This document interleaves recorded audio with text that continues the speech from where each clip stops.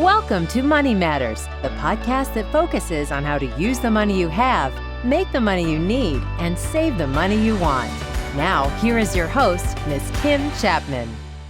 Hi, welcome to another edition of Money Matters. I am your host, Kim Chapman, and guess what? I am flying solo today because I just wanted to stop by to give you 5 quick tips of things you can do now to boost your credit score. You know, that thing you need when you want to borrow money that ranges anywhere from 300 to 850. If you don't like your score and you want to increase it, here are a couple of tips of things that you can do.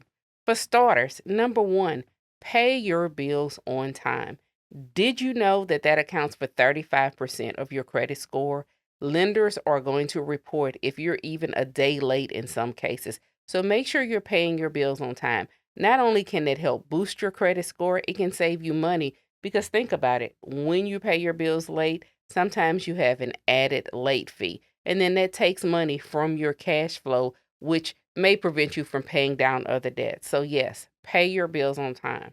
Number 2, pay down your debt, especially if you have credit cards. We call that credit utilization. So think about your credit card. You have a limit. If you have a limit of $1,000, how much of that should you spend? I know when I was reckless in 18, I thought it meant I thought it meant $1,000.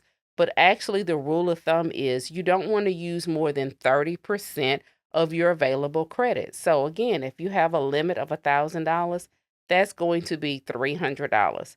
So you don't want to go crazy and go up to $500 or $1,000 because you could actually be hurting your credit score. I see lots of individuals all the time. They have credit cards. They make their minimum payments. Sometimes they even make more than their minimum payments, but they're wondering why their score won't grow. And it's because they're above that 30%. So take a minute, look at your credit card balances, look at your limits. If you want a quick and easy way to boost your score, start working aggressively to get those balances down to under 30%. And you want to keep it under 30%. The lower you can get it, the more it will enhance your credit score. If you can get it down to 20% or even 0%, that's going to make your credit score even better. So, yes, pay down those balances, pay down the debt, keep your credit utilization low. Third thing is don't close those old accounts. I know if you go and look at those accounts and you say, okay, I'm going to pay it down to 0, should I keep it open or should I close that account?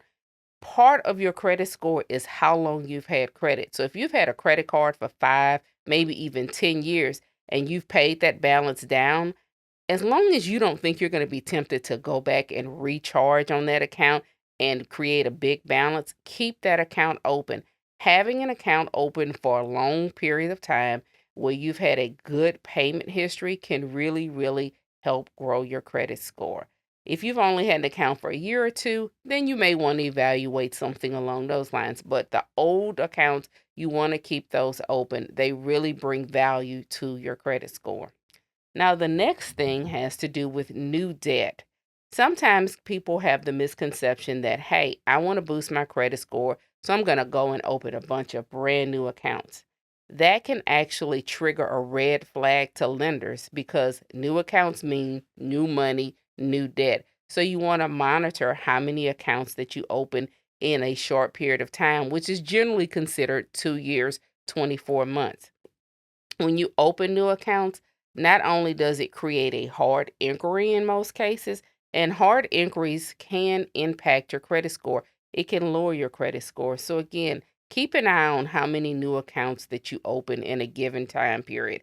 It can also re-age the average age of how old your account is. So if your oldest account is 10 years and then you turn around and open a new account today, it may re-age that account and make it 5 years or 4 years. So there can be some negative consequences when you're opening new debt, especially if it's not necessary.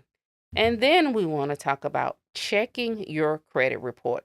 How often do you look at your credit report? I'm not talking about the score.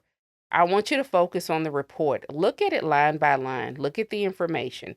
Is your name and address correct? Your social security number. Look at the accounts. Do you have accounts that are open and they're marked closed? Or do you have accounts that are marked closed and you thought they were open?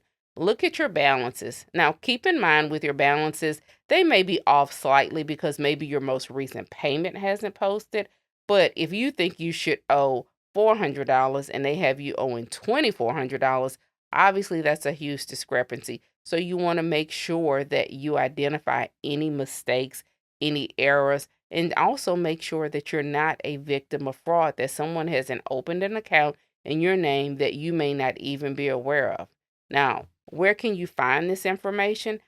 Yes, there are tons of different apps out there. There's Credit Karma, there's CreditWise, there are tons of different places you can look. But my strong recommendation is that you go to annualcreditreport.com.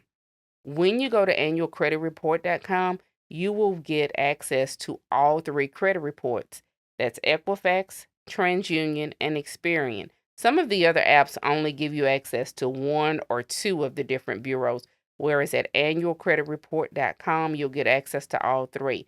When you're reviewing your credit reports with an S, you want to make sure you look at all three to make sure the information is consistent across all three of them, because the one report that you don't look at could be the one that can cause you to have a loan denial. Again, these are just some quick tips, actionable things that you can do now to help boost your credit score, because our goal here is to help you use the money you have, make the money you need, and save the money you want. And that's all I have for you today. It's time for Blueprint Building Blocks. Small changes that lead to big financial wins. Let's stack up for success. Keeping your credit score healthy is very, very important. So if you find yourself in a situation where you can't pay a bill, here's some quick tips of things that you can do. One, reach out to that creditor or lender and see if they can grant you an extension or change your due date. Find out if they have a hardship program that may actually lower your payment altogether. 3, go see a professional financial counselor and see if they have tools or resources that they may be able to help you get back on track with. Or 4, if you can borrow money, because again, paying back the money to a friend may not damage your credit nearly as much as having a late pay on your credit report. That's a wrap on today's Blueprint Building Blocks.